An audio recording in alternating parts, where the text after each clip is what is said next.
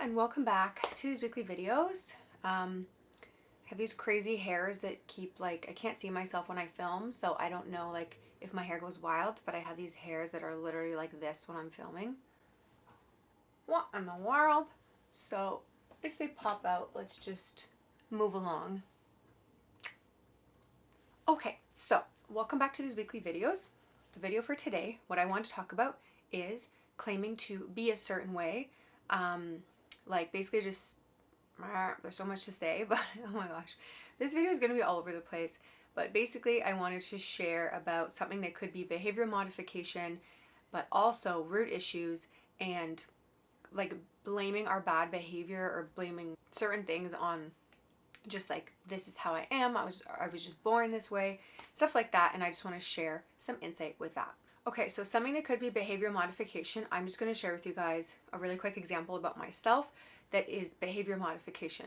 So, for example, when I was a teenager, I used to leave my room super messy, stuff was everywhere, and I would get in fights with my mom a lot about it because she'd be like, clean your room, why is your room not clean? It was a whole thing. And then obviously me, my mom, and my dad, it was a thing because my dad would tell me to clean my room and I wouldn't, and it was this whole thing.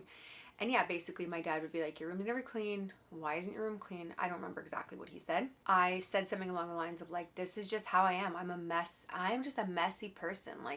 This is just how I am. I don't have a clean room. I'm a messy person. And then he was like, no, that's not who you are. That's who you're choosing to be. And obviously I was like, so yeah, hearing that is that's pretty true. So that could be a question for any of us with a certain behavior that we're doing right now that is not benefiting us. And if we're claiming to be this is just how I am and it's a bad habit, I think it's good to take a hard look at ourselves and say, is this how I am or is this how I'm choosing to be? And trust me, I know how hard it is because I really was no matter what I do, my room is just messy. I can't do anything about it. Another example and something that I've been working through is when I haven't had a lot of sleep, just choosing to be a pleasant person to be around and not being extremely irritable and rude. That's another thing that I was also called out on, is being rude in the morning is no, just because you haven't had a good sleep, and there's so many excuses that I personally would have. I'm not a morning person. I need my sleep to function, all this kind of stuff. But I'm still choosing to react in a certain way. So the sleep one is actually something that I've been working on actively. And you would honestly be surprised that things are not going to change overnight. But if you practice, you'd be surprised at how it can change. There are certain things, which I'm going to get to in a minute, that are more root issues that are difficult to change and not even really possible. And I wouldn't even recommend trying to change in terms of just using behavior modification. So that's a whole thing. I'm just going to put that there for a minute. But back to the behavior modification side, which is over here, is that you really can change things. You really can change the way that you react. And it has been a process, but it's just over time, slowly just being mindful of how I respond. So if I wake up in the morning and I've only had, the other day I had 1.5 hours of sleep. I like to say 1.5 hours of sleep. And I have every reason to be I'm tired. Don't talk to me. I haven't had sleep. That kind of thing. I think it's so important to, in those moments when you have an opportunity to, you don't have to create opportunities, but when an opportunity comes up, to be this is my chance. This is my chance to react differently. So that could be for a lot of people road rage, for an example.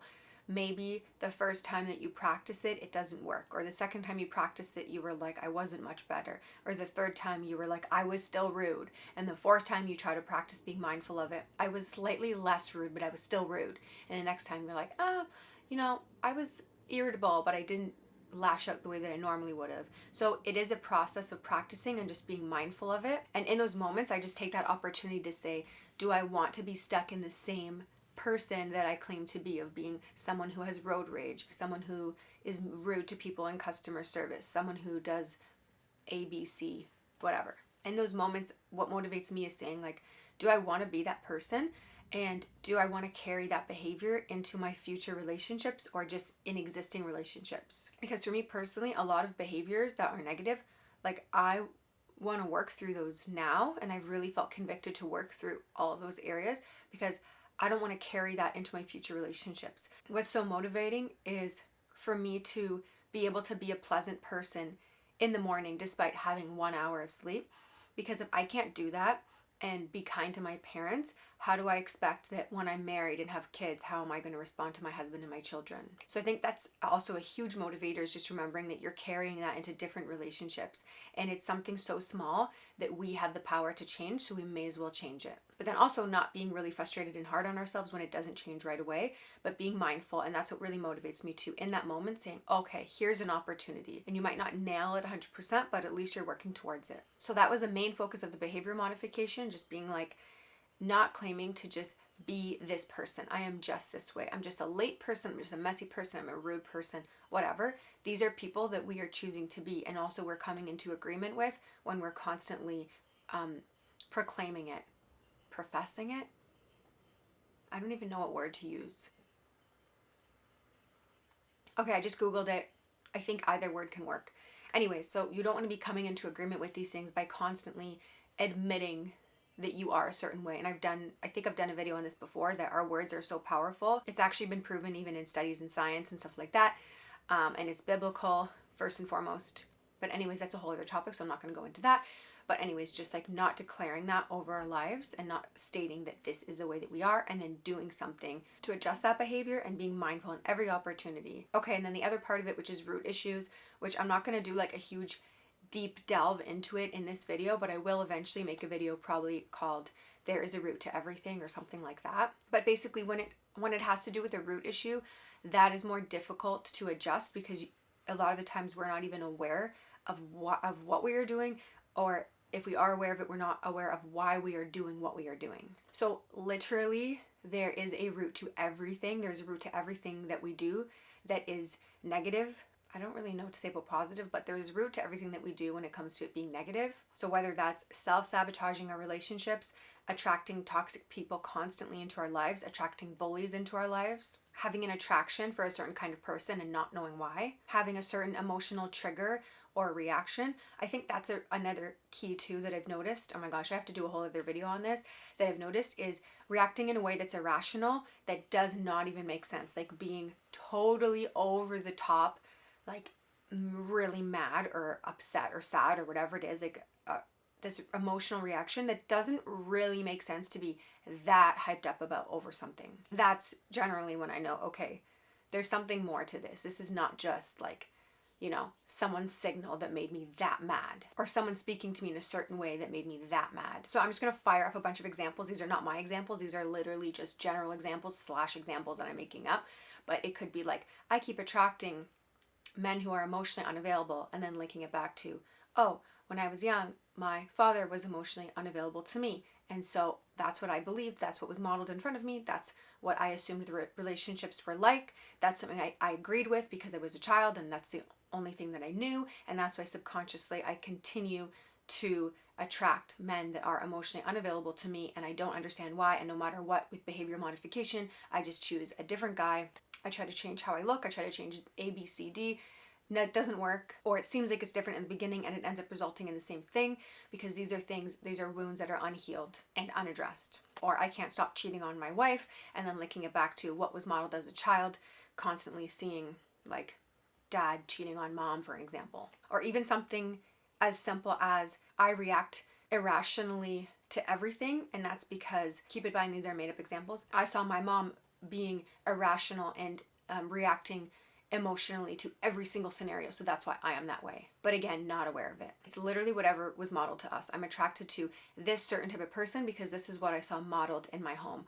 Or it works in the opposite effect, where I am repulsed by this certain type of person, and so I went the other way because that's what I saw modeled. Or this happened to me when I was young, and that repulsed me when it came to that type of person. Or I'm trying to take my power back because my power was removed from me from someone who was a male figure in my life. So I'm going to take my power back, again subconsciously, by overcompensating and being more masculine or being more feminine, because the feminine power was taken away from me when I was young. It's like you're either meeting that person over and over again in your life, in different relationships, in different scenarios. You're meeting that person over and over again, and you're running from it because it's something that was unhealed and unaddressed, which everyone has a certain level of. Or it's like, I'm going to become the polar opposite of that, which also can be just as damaging. Or it can be that you become that person. Like I've talked about in videos before, when someone has been, let's just say, like physically abused when they were young, as they get older, because this is what was modeled to them, they can either be someone who constantly attracts people that are abusing them in relationships, or they can become the abuser. So these are obviously really like deep issues and examples that I'm talking about. And I also just wanted to say that to some degree, everyone has experienced this. We always think that we are alone in our issues, and that's the biggest lie ever. That's actually something that's like a tactic to make us to have these thoughts put into our mind, to make us believe that we are alone, we are isolated, and it makes us feel a million times worse. And also for us to not speak out about it or to get help about it, because it causes shame and condemnation and all of these things, when really that's actually the opposite. We should be able to seek professional help, or talk to a loved one about what's been going on, and then knowing that we're genuinely not alone, because everyone has experienced something like this. As I've said before, I have like these two amazing parents, and no matter what, nothing could have been perfect when I grew up, because I still interpreted things a certain way, or things happened that were beyond their control in my life. But anyways, what I wanted to say is that it doesn't need to be something this deep. It can be something that's even just a basic thing, like you react in a certain way and you realize that that's what you, when you look, if we look at our parents, and it's not to blame our parents because all of us are flawed human beings, but when we look at our parents and we see certain behaviors that they've done, we can also notice, hey, they did that all the time growing up, and that's why I do that, because I just saw that and thought that that was okay. So I think that that's the first step, is first identifying like why, first being self-aware to notice like this behavior that I'm doing is not okay. Secondly, noticing that if it's something that you really feel like you're not able to control or stop, realizing that it probably comes from a subconscious belief or some type of belief gathered and agreed with when we were young. And then identifying like, oh yeah, I think that it comes from this. And again, that's not something that you're just like walking around and you just boom, it just hits you. Sometimes it does, but generally you have to be intentional about this. And what I find the best way to get revelation and to understand what's going on, obviously number one thing for me is praying about it and asking God to reveal to me like things in my heart, but intentionally putting yourself in a situation where you're able to think and be alone. And because of this world, which I'll have to do a video about as well, this world is just constantly trying to distract us from what's really going on, and even from our emotions and ourselves, through the media and all these TV shows and all these social media platforms and music and the newest and the latest things and events and notifications, and just being plugged in constantly, that we're not actually able to really know what's going on within ourselves or in general. But that is why it's so important, and for me it's so crucial, why I spend so much time alone, and I spend so much time in silence and in solitude, and even putting myself in different environments where I can't be distracted.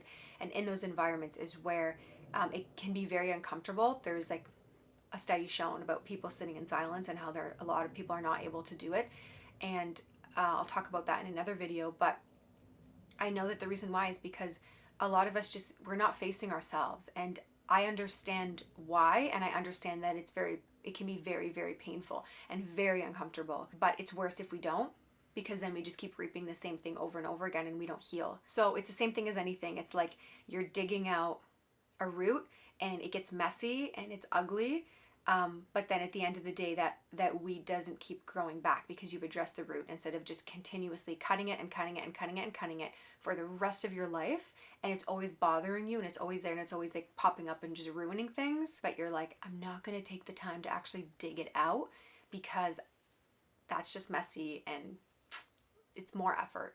I could just cut it. Anyways, I think I'm going to stop talking and I'm just going to leave this here. There are literally, I could give endless examples. I could probably give hundreds of examples of different root issues, but I'm just going to leave that there. I think that now it's most important for us to think about how that applies in our own life. I can't go into another topic, so I can't talk about actual healing in this video, because then it's just going to go way too long. But anyways, that's it for today. If there is someone you think would like this video, then just please share it with them, and I will see you guys, oh my gosh, I almost said next week. I will see you guys in 2 weeks.